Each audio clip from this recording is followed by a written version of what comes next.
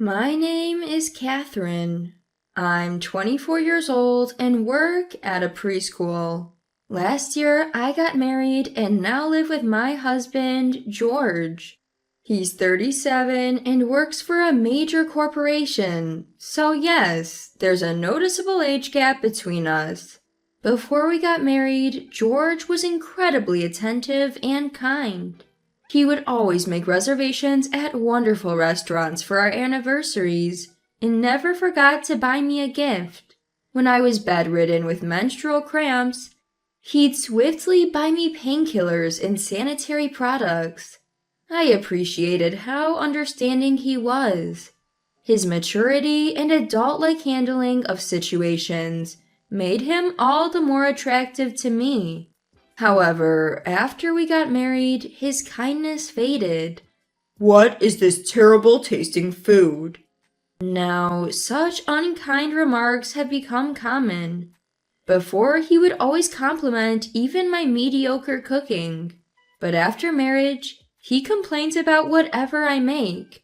He'd leave my food untouched and start eating food he'd picked up from a convenience store. But I followed the recipe. I think it tastes good. Reacting or replying back would be a major problem.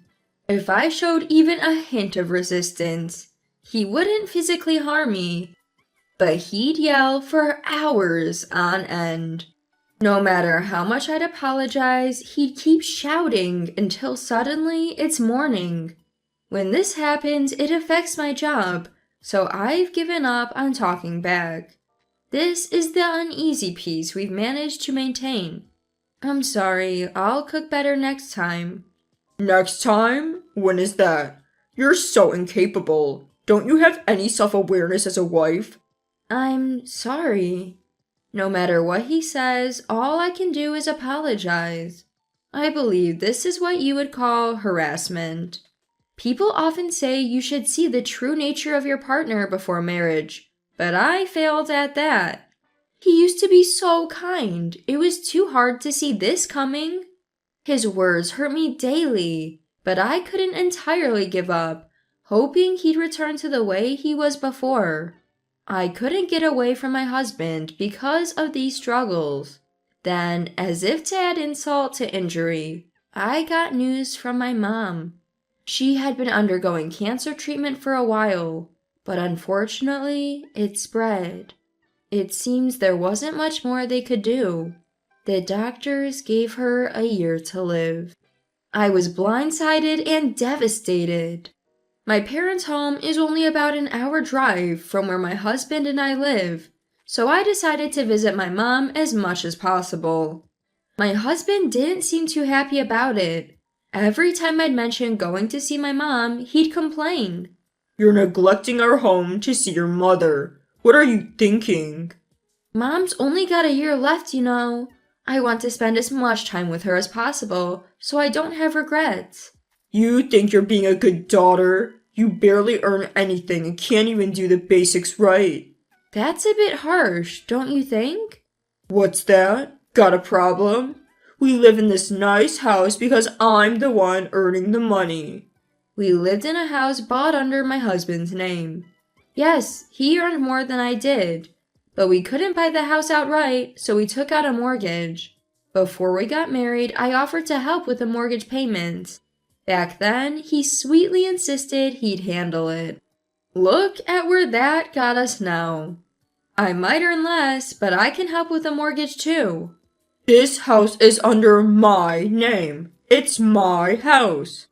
I knew arguing was pointless, so as usual, I just said, I'm sorry. When I apologize, he looks pleased, which I think is the safest way to handle things. After hearing about my mother's condition, I began visiting her more frequently. To not upset my husband further, I made sure to finish all the housework before heading to my parents.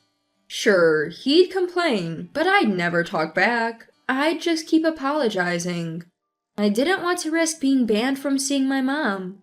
Even after a tiring day, hearing my mother's voice would lift my spirits. Thank you for always coming over. It's nothing. I want to see you. Oh, what if we go on a trip, Mom.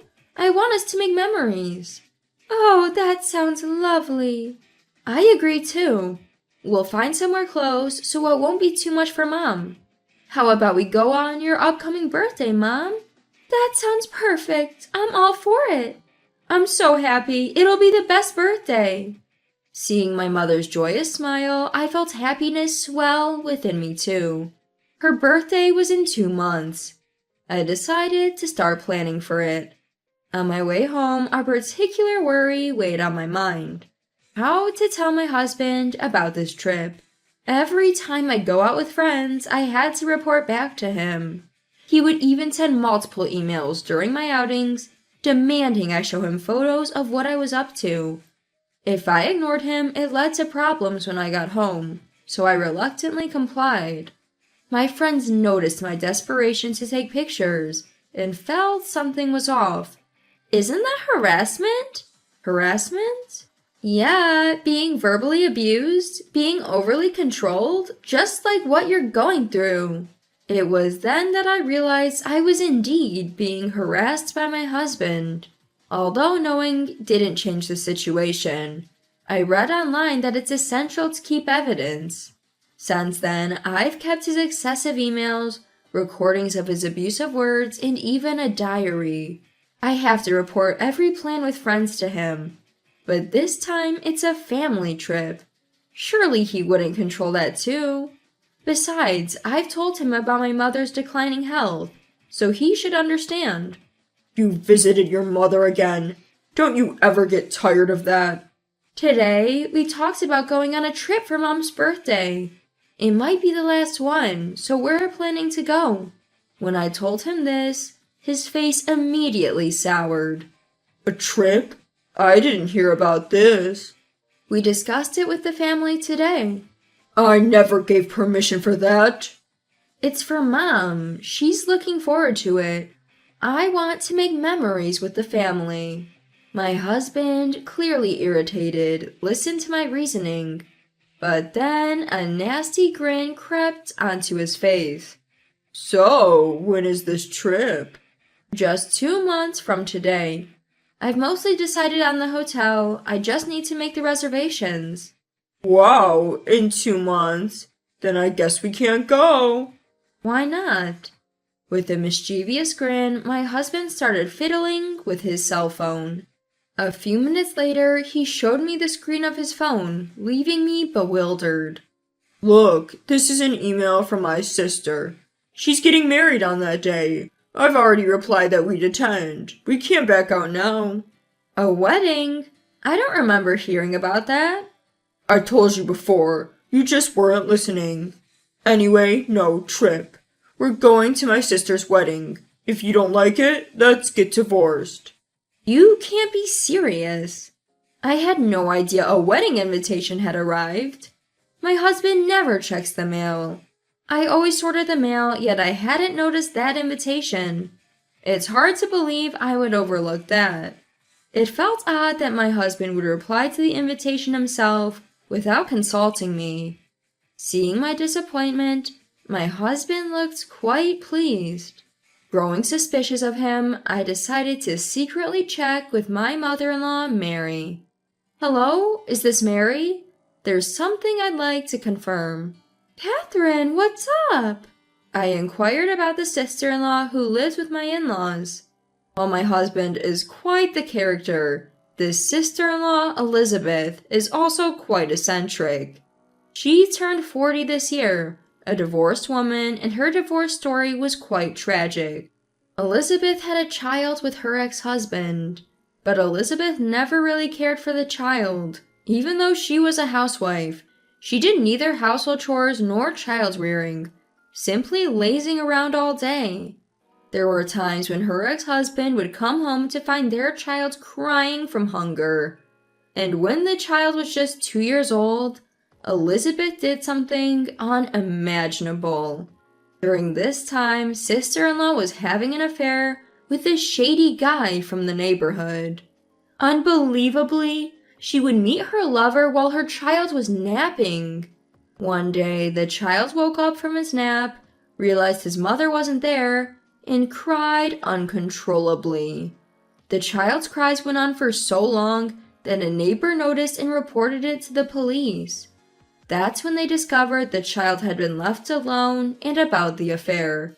The husband was furious, immediately sought a divorce, while sister-in-law was obsessed with her lover and splurging the husband's money on him. He dumped her unceremoniously.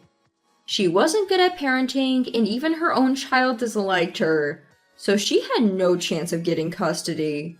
All that was left for sister-in-law were payments for the compensation to her ex-husband and child support. She returned to her in-laws' home.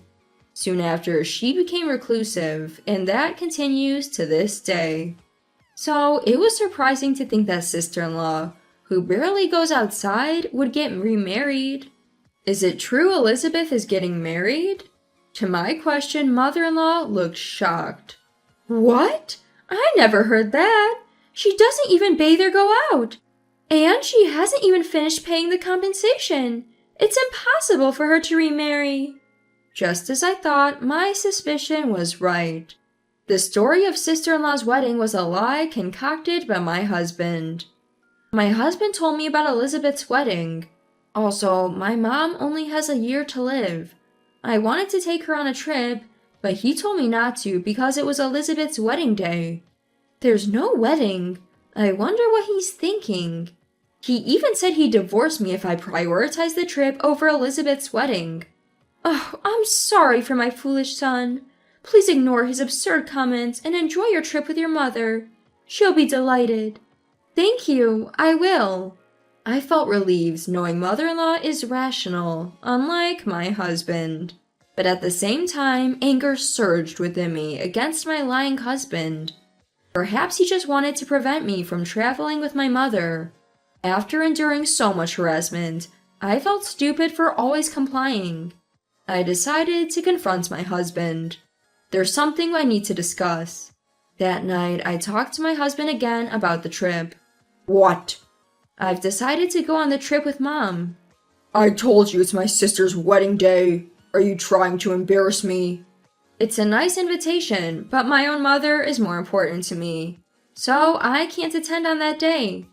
Enough of this. Let's divorce. Leave my house right now. My husband suddenly began to shout, his face distorted in rage. Probably because for the first time, I had resisted and didn't obey him. He started flinging things, like the TV remote and books nearby. I desperately hid behind the couch, ensuring none of the thrown objects would hit me. Suddenly, a voice louder than my husband's rang out of my cell phone. It's you who needs to stop. When my husband recognized the voice as that of my father-in-law, Daniel, his face drained of color. Dad? I've heard it all. A lie about your sister's wedding? Threatening Catherine's with such deceit and resorting to violence. Unforgivable. I'm on my way. If you harm Catherine in any way, you won't get away with it. George, upon hearing his father's words, looked completely defeated and crumpled to the floor. He then began to mutter to himself in a hushed tone, This is bad. No, it's not my fault. They're misunderstanding. I didn't do anything wrong. Looking at him, I felt more scared than disappointed. Silently, I made my way out of the house. As I crouched by the entrance, my in-laws arrived. Mary! Thank you for helping. After hearing our son's words, I was certain something was off with him. I had shared with my mother-in-law the incident about the trip and my confrontation with my husband. Anticipating potential danger, she had suggested that I let her listen to our conversation over the phone. They informed my father-in-law too, ensuring they were nearby and ready to help if needed. We're going in to confront our son. If you're feeling up to it, Catherine, join us. We will protect you always. Daniel's words felt incredibly reassuring. I followed my in-laws back into the house where my husband was. Hey, the house is a mess. What have you done? As Daniel entered, my husband looked down in silence. You claimed it was about your sister's wedding to sabotage Catherine's trip? How pathetic of you. Why did you do such a thing?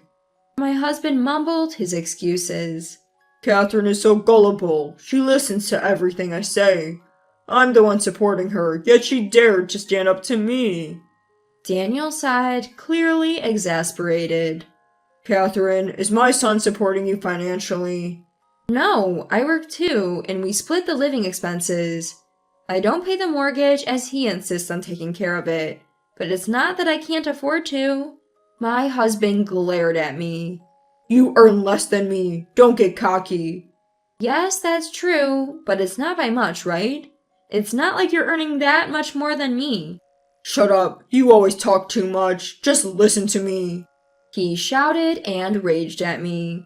But when father-in-law spoke, he instantly lowered his gaze and became silent.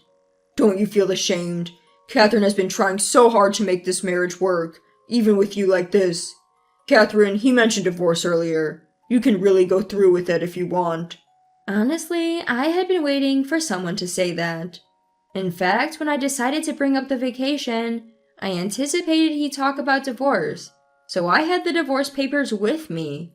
Yes, after this incident, I've realized I can't be with him anymore. I want a divorce now, but first, I showed him the record of everything he had done to me up till now. All the things you've done to me, it's been unbearable. I'll consult a lawyer and then proceed with the divorce. Make sure to set aside compensation money, so I don't end up like Elizabeth. The diary entries I kept, the relentless emails, the recording from earlier. Knowing the evidence I had, my husband's face turned pale. He probably realized he stood no chance. Also, you've requested a transfer to the countryside starting tomorrow. It's the toughest job among all the branches. Work hard there and fix that twisted attitude of yours. He seemed utterly defeated.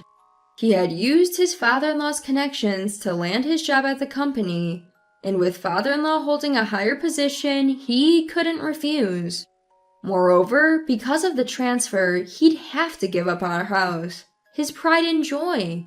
He had lost everything in an instant and could only hang his head in defeat.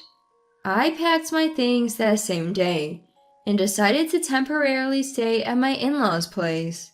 If I suddenly took my belongings and went home, my mother would find out about the divorce. I never wanted her to worry at the last minute, so I never told her about the divorce. Then came my mom's birthday. For this special occasion, we went to the Grand Canyon, a place brimming with nature, to help her rejuvenate. Turns out she visited this place when she was pregnant with me. I remember this place. When I was pregnant with Catherine, every time I dip into a jacuzzi, she'd give me a little tap from inside, like a gentle knock. Seeing my mom reminisce with such joy made me emotional. Look at how you've grown. Thank you for coming into our lives, Catherine. Being able to travel with my mom safely today meant the world to me. We had such a blissful time, just the three of us. Fast forward a year, and it's almost miraculous. My mother is still vibrant and alive. Apparently, the trip had been such a blast for her that she's been brimming with enthusiasm for more. Whether it's because of that or not, her health improved and she became more active than before. Now, once a month, she and my dad go on trips together. She says it's the highlight of her life. With my mom back to her lively self, my dad too seemed more vibrant. I'm truly grateful I took her on that trip. I ended up receiving a substantial settlement from my ex-husband and started living on my own. When I finally told my mom, instead of worrying, she seemed oddly excited. Do tell me all about it. Surprisingly, she was eager to hear about my misadventures, almost like it was a plot from a TV drama. She listened intently to every word. On the other hand, my ex was transferred to a demanding branch office, and apparently works himself ragged every day. The compensation he owed me was initially fronted by father-in-law, but he insisted my ex would work it off no matter what. A few days ago, I received a video message in my inbox sent by my ex. In it, he was tearfully apologizing. But when I listened closely, it was all about protecting his own interests. I want the settlement waived. Please tell Dad that I want the harassment issue forgiven, and I want to be reinstated to my former position. Although his coworkers knew about our divorce, they weren't aware of the circumstances. So I forwarded the mail to father-in-law. As expected, father-in-law was furious. Enough is enough. If you contact Catherine again, I swear it won't be pretty. And if you dare resign, I'll tell every employee about what you did to her. Given my ex's pride, those words seem to have struck a chord. No matter how exhausted he feels, he's been pushing through at work. Oh well, I hope he finds a way to better himself in this new chapter of his life.